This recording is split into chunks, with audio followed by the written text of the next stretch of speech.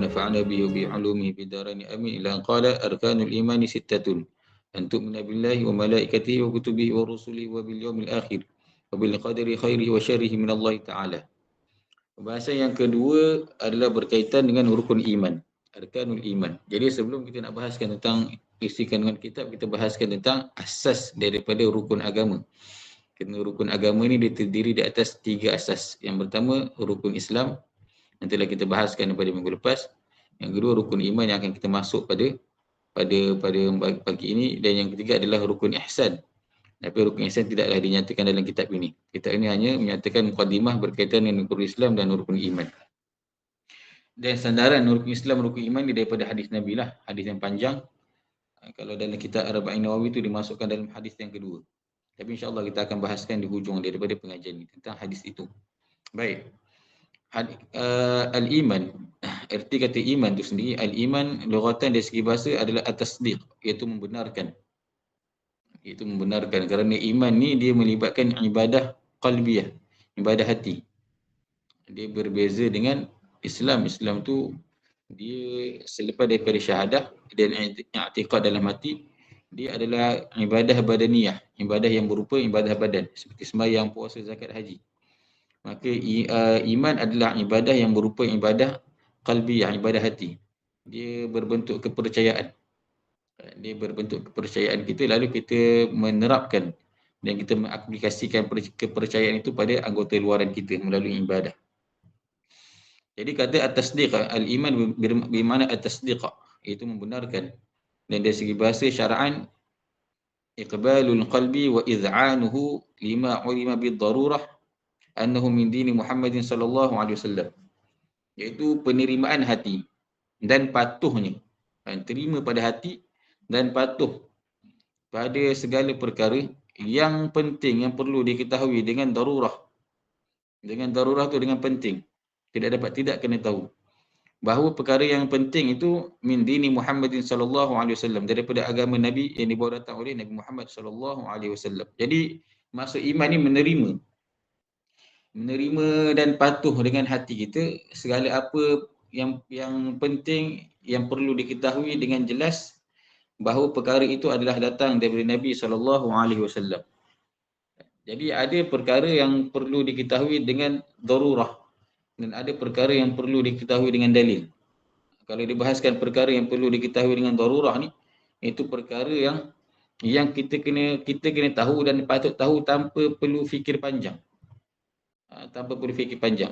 Contoh, kalau ditanya pada kita, apakah rukun Islam? Maka kita boleh jawab terus, rukun Islam adalah begini. Apakah rukun iman?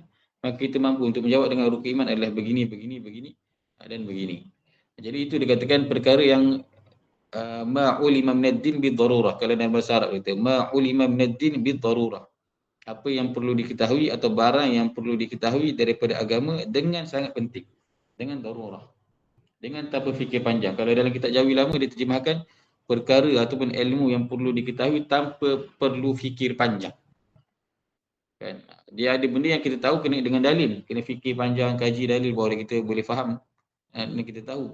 Ada perkara yang kita perlu tahu, sama ada kita tahu dalil atau tidak tahu dalil, kita kena tahu perkara itu. Contohnya rukun iman, rukun Islam, kena tahu sama ada kita tahu dalil atau tidak tahu dalil, kita boleh menyebut. Bukannya pembahasan mendalam, kita hanya menyebut dulu apakah rukun Islam yang 5 dan apakah rukun iman yang 6. Itu dikatakan ma'ulima minad-din bid-darurah. Demikian juga kalau orang tanya apa hukum solat, kita kena jawab hukum solat adalah wajib. Tanpa perlu fikir panjang, tanpa perlu pada kajian perbahasan. Kena buat tesis kita kata solat apa hukum ni? Wajib. Selesai. Itu dikatakan ma'ulima minad-din bid-darurah. Apa yang Nabi bawa datang pada kita dan perkara itu perkara asas yang wajib tahu, yang perlu tahu, maka perkara itu mestilah kita kena percaya dengan itu. Itu dikatakan sebagai iman. Kalau dalam kitab usul fiqh, contoh macam kitab Khulasah, Dr. Hasan itu dia bahaskan. Contoh yang dikatakan yang ma'ulima minad-din bid-darurah ni contohnya adalah dalam matematik 1 tambah 1 berapa? 2. Ada tak orang fikir jawapan ni? 1 tambah 1 tak saya kira dulu. 1 tambah 1 orang tak perlu kira. 1 tambah 1 memang jawapan dia 2. Itu yang perkara yang perlu tahu tanpa perlu fikir panjang. Segitiga ada berapa sudut segitiga? Segitiga ada 3 sudut. Selesai. Okey, sudut segitiga ada berapa dalam tu? Kata segitiga ada 180 darjah degree. Tak ada masalah. Itu dikatakan ulima ilmu yang perlu diketahui secara darurah, secara penting. Tanpa perlukan pada dalil. Baik. Habis. Jadi iman adalah begitu. Percaya apa-apa yang Nabi bawa datang pada kita. Daripada perkara-perkara yang asas yang penting di dalam agama. Baik. Kemudian dia terpecah kepada 6 bahagian. Antuk minabillah. Yang pertama adalah beriman kamu dengan Allah Ta'ala. Apa makna beriman dengan Allah Ta'ala? Itu meyakini bahawa Allah Ta'ala itu wujud. Dan esa pada zatnya.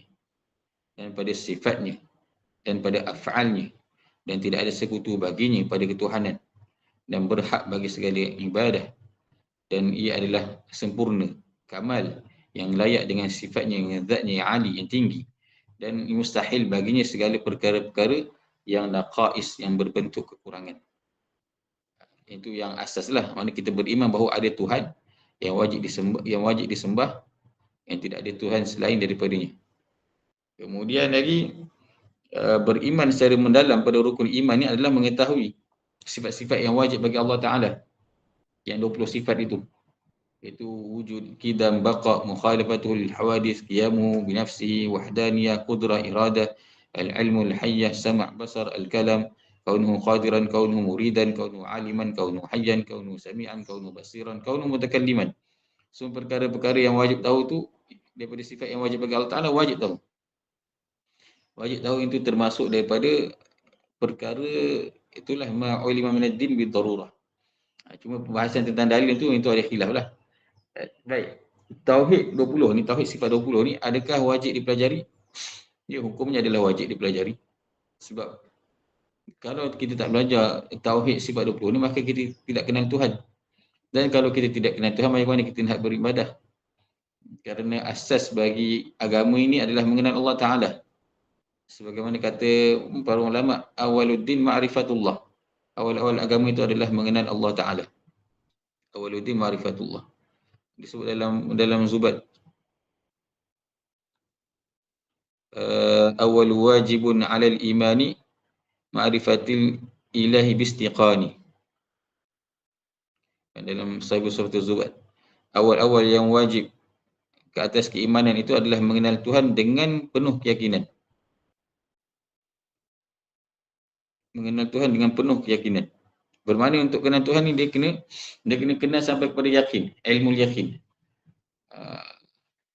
Jadi dibahaskan kat sana ada beberapa peringkat dalam mengenal Allah Ta'ala ni. Ada beberapa bentuk keimanan dalam mengenal Tuhan. Ada dalam kitab, Allah masa saya nak dalam satu lagi Syarah Sabinah. Nama kitab tu kitab Kasyifatus Sajah. Kitab Kasyifatus Sajah, Syarah Sabinatul Najah. Kat sana ada dibahaskan tentang martabat mengenal Allah Ta'ala. Martabat ataupun martabat dalam keimanan. Dia katakan bahawa iman tu dah ada 5 dia punya martabat. Ada 5 dia punya peringkat. Yang pertama, yang peringkat yang paling bawah adalah iman taqlid. Iman taqlid. Sebentar.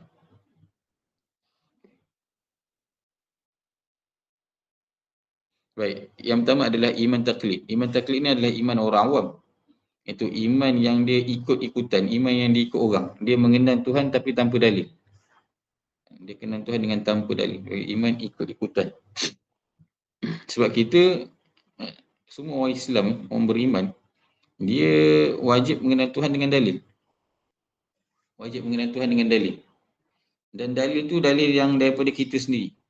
Kita boleh belajar dalil tu, tapi kita kena pegang, dia kena tahu dalil tu.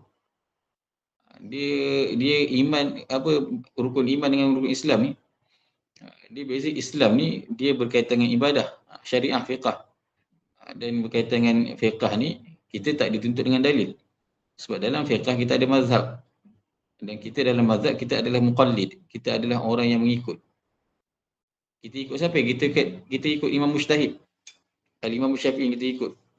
Jadi Imam Syafi'i dia mujtahid. Dia sampai darjah ijtihad. Dan kita orang awam, kita hanya darjah muqallid sahaja. Maka kita tak dituntut dengan dalil. Kita muqallid dalam bab fiqh tak dituntut dengan dalil. Kalau kita tak tahu dalil pun kita boleh semayang, kita boleh teruskan solat kita, ibadah kita. Dan kalau kita tak mampu untuk menjawab dalil, tak ada masalah. Kita boleh kata dalil itu adalah perkataan ulama ataupun Imam Syafi'i sebut begini atau kitab tu sebut begini. Sah. Dalil kita orang awam ni adalah kalamun ulama. Apa yang ulama sebut dalam kitab mereka, itulah kita punya dalil kita. Tapi kalau mujtahid, dalil dia boleh Quran dengan sunnah. Para imam mujtahid, kan? Dalil dia Quran dengan sunnah. Orang awam dalil dia qaulul ulama. Itu dalam bab fiqh. Adapun dalam bab tauhid, setiap orang kena tahu dalil. Setiap orang kena tahu dalil. Dia tak rasa macam fiqh. Semua kena tahu dalil. Kalau kata apakah dalil Allah Ta'ala itu wujud? Kita mampu jawab. Wujud, dalilnya adalah begini, begini, begini. Qidam, dalilnya begini, begini, begini. Baqa, dalilnya adalah begini. Itu bahasan dalam ilmu akidah lah, dalam ilmu tauhid. Jadi orang yang tidak tahu dalil, maka iman dia dikata iman taqlid. Iman yang ikut-ikutan. Iman muqallid, orang yang mengikut. Dia tidak jazam. Dia tidak kemas dengan hati dia. Dan hukum iman yang taklid ni, hukum ni adalah berdosa kalau dia tu ada keahlian dalam belajar, ada keahlian dalam berfikir.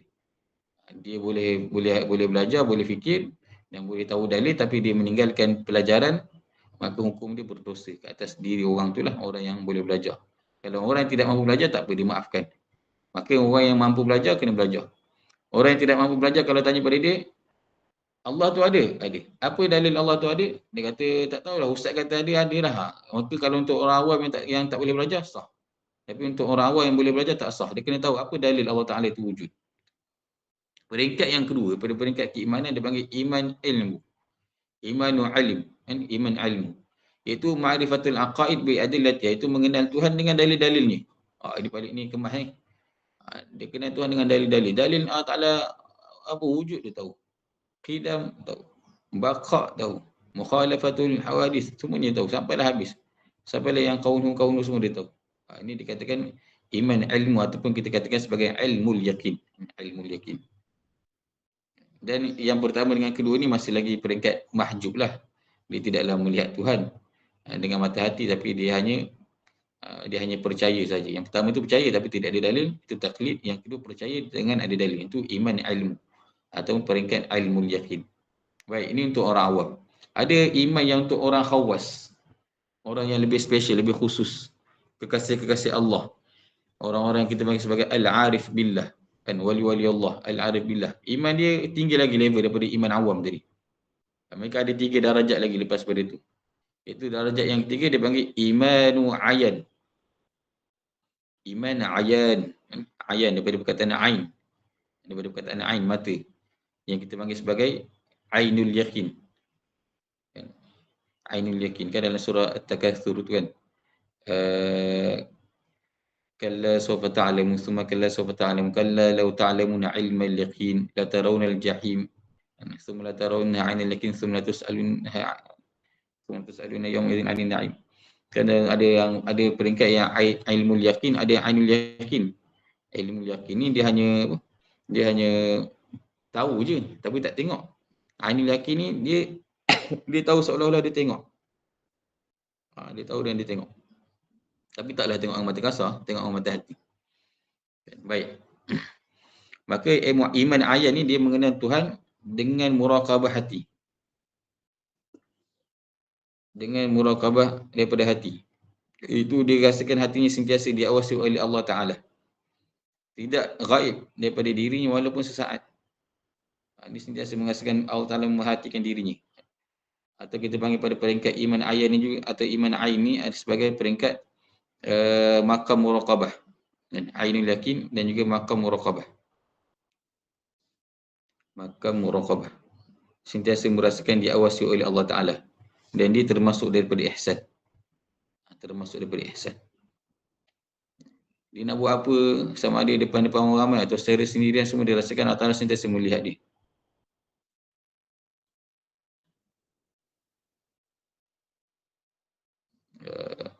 Itu yang disebut dalam hadis, an ta'budallaha ka'annaka tarahu fa illam takun tarahu fa innahu yaraka. Bahawa engkau menyembah Allah seolah-olah engkau melihat Allah Ta'ala. Kalau engkau tidak merasakan engkau melihatnya, maka Allah Ta'ala sentiasa melihat kamu. Itu iman.